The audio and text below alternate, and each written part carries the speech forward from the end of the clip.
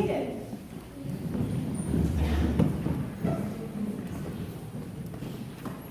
This morning, we, like the original disciples, overhear Jesus speaking to God in prayer.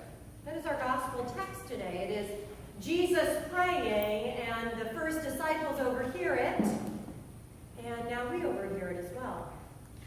How Jesus speaks to God in prayer, and the way that we're listening to it, it reveals a great deal to us about the first disciples. And it continues to reveal a great deal to us who continue to call ourselves Jesus' disciples today. In fact, it tells us what we're supposed to be doing. It gives us our mission, our purpose as disciples. One thing that I've started to realize, now that I've been ordained for, a dozen years or so, is that there's really this pattern to how the lectionary is organized. The readings that we have every week, maybe some of you are paying attention and you realize that every year on the second to last Sunday of the Easter season, which is today, we hear about this prayer. Is anybody tracking that? Did anybody know that? Well, now you do. I finally caught on myself. We are in year C of a 3-year cycle of readings. In year A, we hear about this prayer, what is called the high priestly prayer that Jesus prays on our behalf and on behalf of the world and the disciples. It's in John chapter 17. It comes right after Jesus has been talking to his disciples and teaching them and promising them the advocate, the one who will come, the Holy Spirit, to guide them. And he says that I'm going to leave, but this other one will come and take it from here. That's chapter 16. And then we're in chapter 17, where Jesus is then praying and speaking to God. And then the next chapter is the arrest and moving into the crucifixion in Jerusalem. So that tells you where we are in the earthly life of Jesus. And every year on this particular Sunday of Easter season, we hear something of this prayer, a different portion. It's year A, B, and C. Year A, we really focus, our text is focused on how God and Jesus are one. Jesus and the Father being one in union with each other is the focus in year A. Then in year B, last year, it is focused on how Jesus and the disciples are also one. And the disciples are invited into this union with God through Jesus Christ. And then this year, year C, we have this interesting focus not on Jesus and God being one, that sort of is the foundation, not on the disciples being drawn into that union, but this entirely new thing of those who are yet to know God being invited in to this union. It's really powerful over the 3 years to see how this flows, this portion of the prayer. And I urge you to go home and read John chapter 17 all the way through to feel the continuity and unity of it. Here's what I want to focus on this morning, the part where Jesus prays for those who will believe in Jesus through the word of his disciples, through us. Jesus is praying to God for those who are yet to believe and will believe through the word of us, his followers. Folks like the jailer in our reading from Acts, who came to believe through the actions of Paul and Silas. Jesus speaks these words. I ask not only on behalf of these folks right here listening to this prayer, but also on behalf of all those out there who will believe in me through their word, that they all may be one.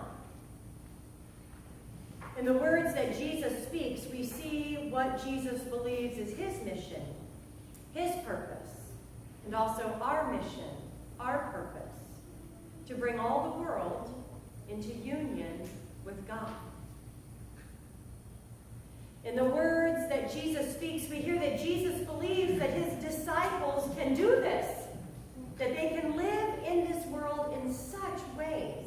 that others who do not yet know God will find union with God. We know in John chapter 17 what Jesus believes, that he and God are one, that the disciples are drawn into that oneness, and then that the disciples draw others into that union, that oneness with Jesus and God through their word. And word in the Greek doesn't just mean spoken, it also means action. Jesus is the Word made flesh. It's this activity, not just spoken, but action. And so through the disciples' word, which is also our word, our activities in this life, we are invited to bring those who do not know God into union with God. Do you feel ready to do that? It's pretty big, isn't it? When I was growing up, I was raised that the way we did that was we knocked on doors and handed out pamphlets and told people about the love of Jesus and invited them to join the church, where they could become one with us in the church. Anybody else from that kind of a background? Evangelism is going out and getting people to believe like I believe, to sign on the same dotted line I've signed on, to stand in church and say the words of a creed the way we say it here. And that will make folks one with God. I'm afraid that sells this enterprise short. This union enterprise that we are invited into, this project, this purpose and mission of Jesus, is not all about getting people to join a church family. It's bigger. It's deeper. It's broader. It has to be. It includes the whole world. It's a big project. So I'm thinking more these days that this dream of union with God, this task we are setting about as disciples of Jesus today, is perhaps phrased best as the work of solidarity. Solidarity. Becoming one. Becoming something solid and one together by accepting the gifts of each other, accepting whatever another person offers, and being accepted by others. Drawing together in solidarity, becoming one with God. The word solidarity, perhaps, is another way to describe union. Like Jesus, we are one with God and we are one with other people when we live truly accepting one another in solidarity with one another. Especially when we live in solidarity with those who are rejected, with those who are accused, with those who have been separated in some way from community. The words that Jesus speaks in this prayer are absolutely consistent with the ways he lived, the ways he healed and interacted with people, those moments in which he advocated on behalf of a woman who leaders in the community had accused of committing adultery, and they all had their rocks at the ready to stone her. And he advocated for her and drew her back into union with community and God. Or that time when he advocated on behalf of the man born blind, everybody, all the leaders of the community, they're trying to figure out who's to blame. That's what we do a lot, right? We sit there and we quibble back and forth. Is it this person's fault or this person's fault? Political party's fault, another political party's fault. We sit there and we point fingers and we blame, like the leaders of Jesus' day, about whose fault is it? And this time they're debating whose fault is it that this man was born blind? If he's born blind, was it his parents' fault? Did they sin so bad that their child was born blind? This is their big theological question. This is where Jesus gets into the situation and draws everyone into union with God, including the very ones who are trying to blame the parents or blame the man born blind. He draws them all into union with God. He heals the blindness and says, it's not the parents' fault. Sin, that thing that we understand separates us from God, is just another word for the thing, the barrier that gets in the way of solidarity and union between us and God, us and one another. And Jesus worked tirelessly in his earthly life to alleviate all of the pressures and barriers that separated people through sin and other ways from God. He acted over and over again to draw all people into community, into his group of followers and disciples, into a true experience of union with God where they could flourish as God intended. And that is how we are called to live still, for the good of others, especially others on the edges, others who have some barriers set between them and community.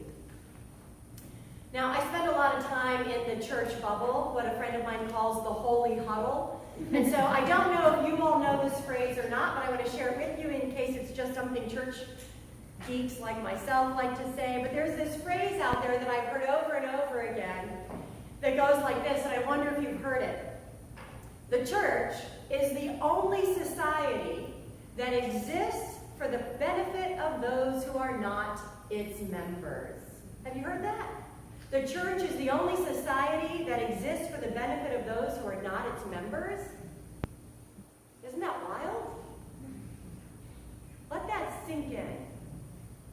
So often we imagine that our enterprise is maintaining a church community for our own needs, and surely that is a part of our call and vocation. Flourishing of this community and the people within these walls. And yet at the heart of what Jesus tasks us with is this enterprise outside of these walls. We are the only society that exists for the benefit of those who are not its members. And this was said by somebody who knew what he was talking about. The Archbishop of Canterbury, William Temple. He was Archbishop of Canterbury from 1942 to 1944 in London. That was a tough time to be a leader in this world and a leader of the church.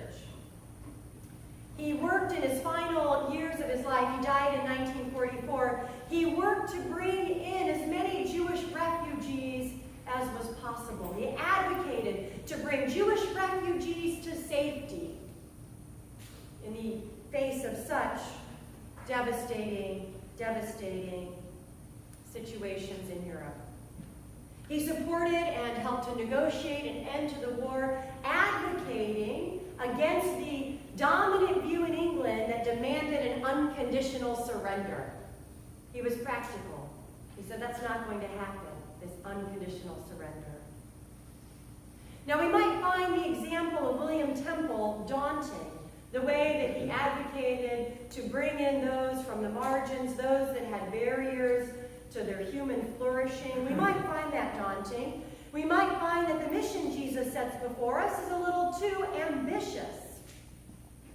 To use our word, to use our spoken and lived out activities in our lives to draw other people into some experience of God, even as we're trying to live into it ourselves. That is ambitious. It is daunting. And my friends, it's all we have time for. We have no time to mess with anything else. This is our call, plainly, to be drawn together in union, in solidarity with others, in Christ's name. To accept people, to invite people into true freedom. The way that Paul freed a slave girl who was being used as an economic instrument, right, by people. He freed her from that burden.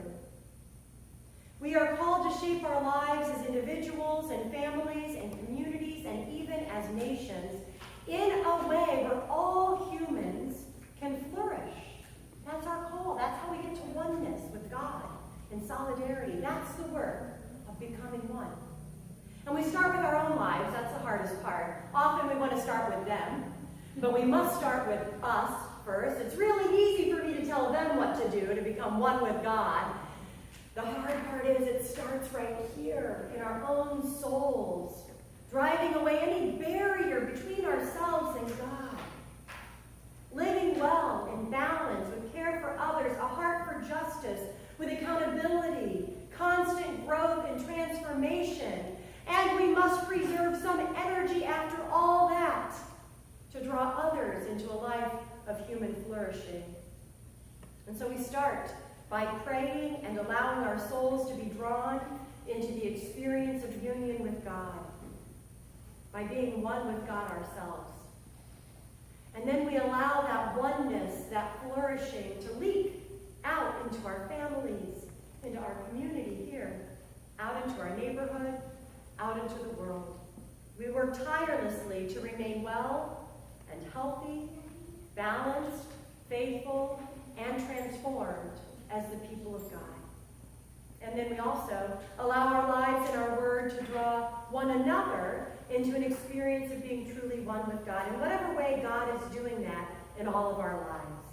And we let our flourishing be drawn out into the world, whatever we do the rest of the week, where our ways of living consistently with Jesus' values shape the society around us.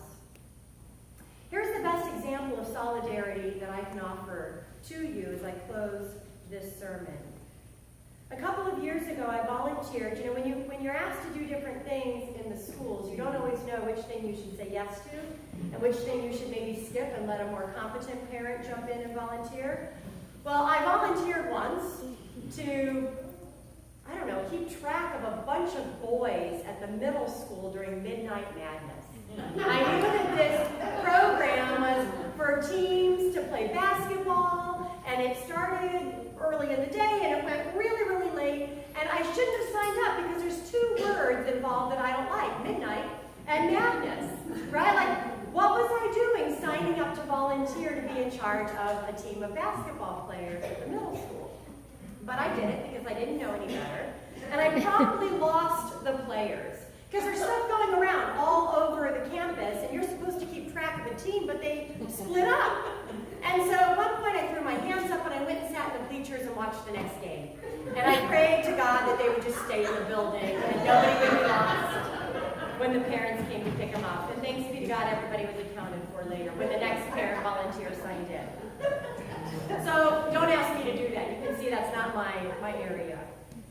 So I sat in the bleachers and I watched the next game.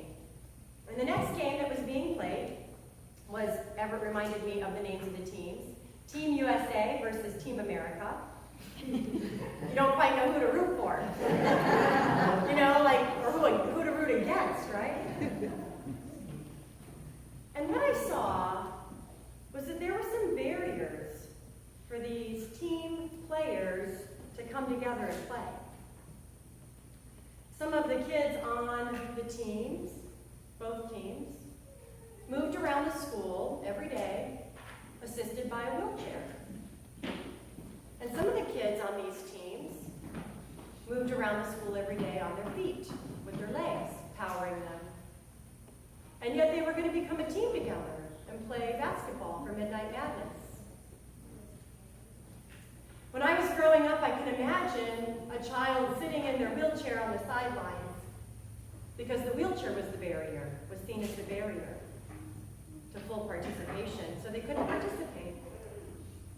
But what I witnessed in the gym of Glenwood Middle School was that the feet and the legs were truly acknowledged to be the barriers. And kids sat in wheelchairs and played basketball with other kids, letting the feet and the legs no longer be the barriers to becoming a team. That's what solidarity is. Getting where we need to be so that anything that separates us from being one no longer separates us. We need to put ourselves wherever we need to be to become one with one another and God. It's not just about drawing other people here. It's about drawing ourselves out to where people are. That's how it is for the disciples of Jesus. Overcoming differences between us, learning to play, learning to work together. And so we seek ways to be in solidarity with one another, especially with others who may or may not know the love of God, who may or may not experience the deep joy that we know comes with being one with God. We participate in drawing others into an experience of human flourishing, even as others draw us into union with God, overcoming the barriers that keep us from fully experiencing the flourishing of that union. It is our task as the people of God, still as the the disciples of Jesus to figure out what the barriers are